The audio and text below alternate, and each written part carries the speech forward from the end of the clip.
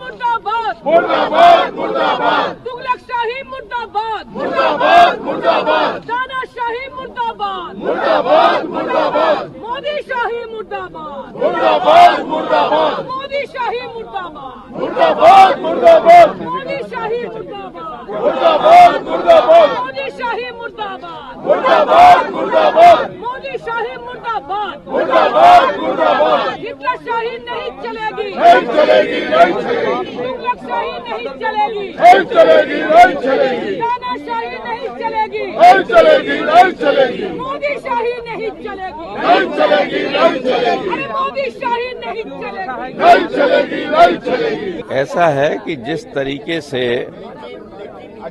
लोगों को संसद सदस्यों को निलंबित किया जा रहा है उसके बाद लगता ही नहीं है कि उसके विपक्ष का कोई औचित्य रह गया इनके दिमाग में। और जब सत्ता में बैठे हुए लोग या उनके इशारे पे काम करने वाले लोग विपक्ष को बिल्कुल नॉन एंटिटी की तरह देखने लगे तो लोकतंत्र का कोई अर्थ नहीं रहता। आपको लगता है कि आपने जो काम किया उसके लिए सस्पेंशन होना मैंने कौन सा काम किया? मैंने कोई नारे नहीं लगाए, मैंने कोई ऐसा काम नहीं किया जिसको उद्दंडता या शिष्टता की श्रेणी में आता हो। लेकिन अब किया तो चेयरमैन, और चेयरमैन का जो आदेश है वो तो हमें माननी होगा। चेयरमैन को पुनर्विचार करना चाहिए।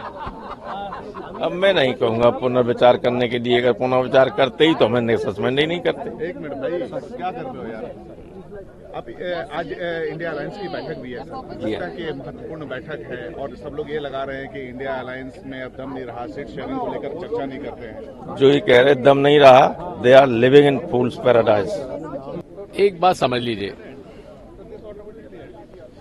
जिस संस्था के एक प्रतिनिधि के रूप में, प्रचारक के रूप में नरेंद्र मोदी जी प्रधानमंत्री बने हैं, उसे लोकतंत्र में विश्वास नहीं है। जब लोकतंत्र उनके संगठन में नहीं है तो फिर यहां कैसे उनको मंजूर होगा? ये सुनियोजित ढंग से संसदीय प्रणाली को समाप्त करने के लिए एक षड्यंत्र है और पार्लियामेंट्री डेमोक्रेसी न रहे उसको बदनाम करने के लिए है। एक दूसरा, यदि आप पैरेलल देखें तो हिटलर ने भी यही रास्ता अपनाया था। वो संसद में चुनकर आया था, सरकार बनाई थी कोalition की, और धीरे धीरे उन्होंने संसद को बदनाम करने के लिए, संसद जल गई उस समय, किसने जलाई वो नहीं मालूम। अब इस संसद को इररेलेवेंट बनाने के लिए ये सारी प्रक्रिया है कि संसद को डिस्कशन में क्या होता है। मैं तो ये कहता हूं कि यही स्मोक गैस, यदि कोई जहरीला गैस हो जाता, एक ये मैंने थोड़ा रिसर्च किया है,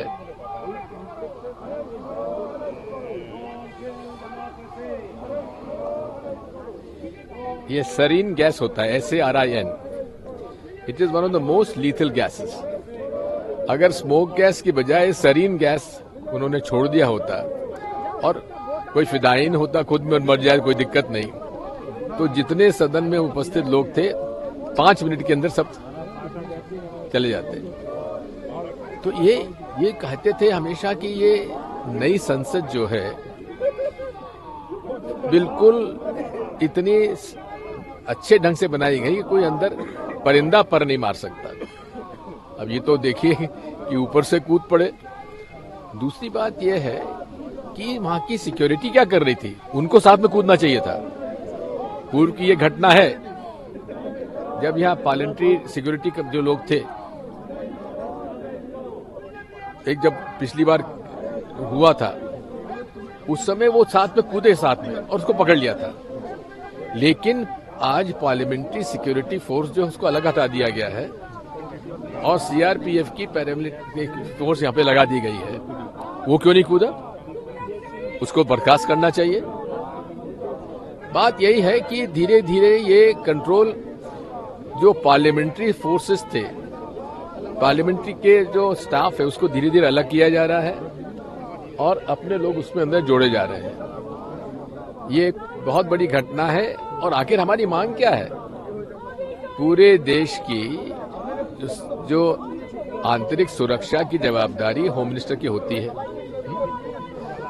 अब यहाँ पे दिल्ली पुलिस उनके अंडर है, सीआरपीएफ उनके अंतर्गत है। हाँ, पार्लियामेंट की सिक्योरिटी जो है वो स्पीकर साहब के पास है, वो आखिर में है। लेकिन यहां तक वो पहुंच तो गए ना, वो कैसे पहुंचे? अब बात ये आती है कि पास किसने दिए? बीजेपी के एमपी ने दिए। अब ये भी जांच का विषय है, क्या ये उस षड्यंत्र का अंग है कि कैसे संसदीय लोकतंत्र समाप्त किया जाए? ये भी एक चर्चा का विषय है। बात यही है कि एएनआई पता नहीं कितना दिखाएगा नहीं दिखाएगा मुझे, लेकिन मैं इतना जरूर कहूंगा कि इसमें जांच होना चाहिए कि ये संसदीय लोकतंत्र प्रणाली को समाप्त करने का ये षड्यंत्र तो नहीं है। ये सारी बातें चर्चा आनी चाहिए। इसलिए हम मांग करते हैं कि अमित शाह जी, अरे प्रधानमंत्री जी ना आए, अमित शाह जी तो आए, इन्हें प्रेस में जाके अपने बयान देने की जरूरत है। समय है, हमें सदन में देने की जरूरत नहीं है। आखिर हम उसके जवाबदार नहीं है क्या?